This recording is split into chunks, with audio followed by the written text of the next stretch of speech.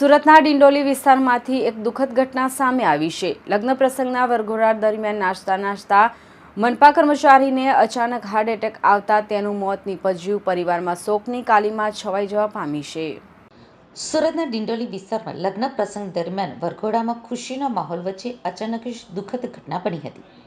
સુરત મનપા કર્મચારી 37 વર્ષીય સમીર રાઠોડ વરઘોડામાં નાચતા અચાનક જ બેભાન થઈને ઢળી પડ્યા હતા, જેને તાત્કાલિક સારવાર માટે હોસ્પિટલ ખસેડવામાં આવ્યા હતા, જ્યાં ફરજ ઉપરના તબીબોએ તેમને મૃત જાહેર કર્યા હતા।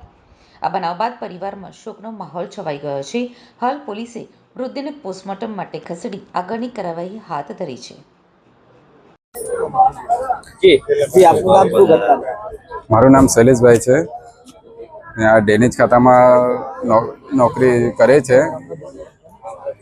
સમીરભાઈ એમનો આ સ્ટાફ છે, અમે સાથે છે ને એ લગ્ન પ્રસંગમાં ગયા હતા ને એમને અચાનક ઢળી પડ્યા ને એમને હાર્ટ એટેક જેવો આવ્યો ને એ નવી હોસ્પિટલમાં લઈ આવ્યા હતા।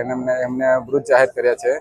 એમની ઘરની પરિસ્થિતિ ખરાબ છે, તો એમની વાઈફને નોકરી મળે એવી અમે અપેક્ષા રાખીએ છીએ। એમના 2 છોકરાઓ છે, નાના છોકરાઓ છે, તો એમની આર્થિક પરિસ્થિતિને લીધે એમના નોકરી મળે એવી અમે અપેક્ષા રાખીએ છીએ। કયા વિભાગમાં કામ કરતા? ડેનેજ ખાતામાં નોકરી કરતા હતા। એ સફાઈ પરિવાર પરિવારને ભરણ પોષણ મળે એવી અમે અપેક્ષા રાખીએ છીએ। નોકરી મળે એવી અપેક્ષા રાખીએ છીએ। એમની વાઈફને નોકરી મળે એવી અમે અપેક્ષા રાખીએ છીએ, તાકી છોકરાઓનું એ લોકોનું ભરણ પોષણ થાય, એના માટે ભવિષ્યનું કંઈ સુધારો એમને કંઈ થાય એમના માટે।